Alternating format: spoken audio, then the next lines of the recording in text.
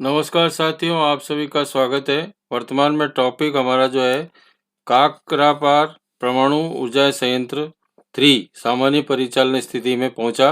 प्रधानमंत्री नरेंद्र मोदी ने इस बारे में चर्चा की है, जो आज हम इस विषय पर चर्चा करेंगे। साथ ही इससे संबंधित अन्य बिंदुओं पर भी प्रकाश डाला जाएगा।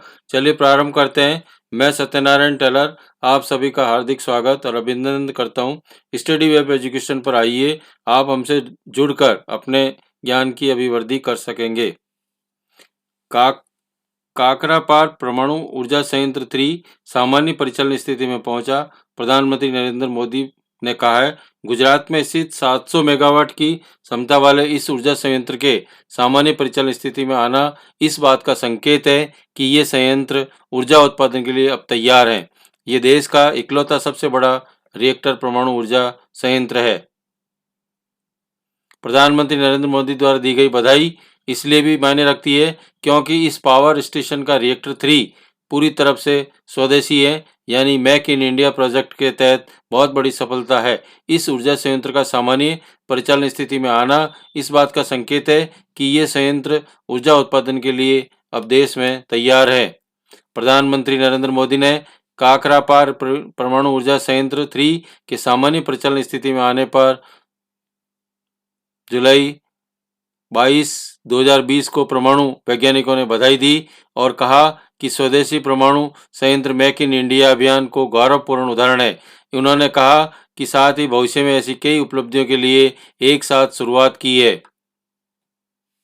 प्रधानमंत्री मोदी ने ट्वीट करके बधाई दी है और प्रधानमंत्री ने ट्वीट में कहा है कि काकरापार परमाणु ऊर्जा संयंत्र 3 सामान्य परिचालन की स्थिति में आने के लिए हमारे परमाणु वैज्ञानिकों को बहुत बहुत बधाई, कांग्रेचुलेशन। स्वदेश में ही डिजाइन तैयार किया गया 700 MWE का KAPP3 परमाणु संयंत्र मेक इन इंडिया का एक गौरवपूर्ण उदाहरण है। उन्होंने कहा कि इसके साथ ही इस तरह की अनगिनत भावी उपलब्धियों के बारे में निश्चित तौर पर अग्रणी है।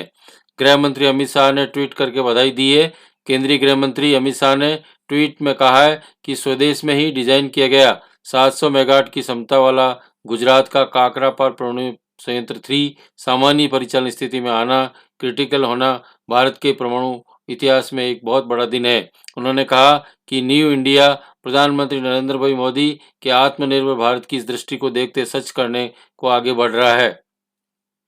भारत का सबसे बड़ा रिएक्टर है। गुजरात में स्थित 700 मेगावाट की क्षमता वाले इस ऊर्जा संयंत्र के सामान्य परिचालन की स्थिति में आना इस बात का संकेत है कि ये संयंत्र ऊर्जा उत्पादन के लिए अब तैयार है। ये देश का इकलौता सबसे बड़ा पावर रिएक्टर है। काकरापार परमाणु ऊर्जा संयंत्र के लिए रिएक्टर 3 की खासियत क्या है?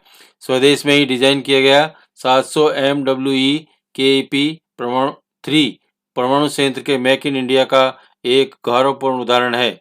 परमाणु रिएक्टर के चलने योग्य होने के बाद भारत उन देशों की कतार में खड़ा हो गया है जिसके पास न्यूक्लियर पावर की एक तकनीक है।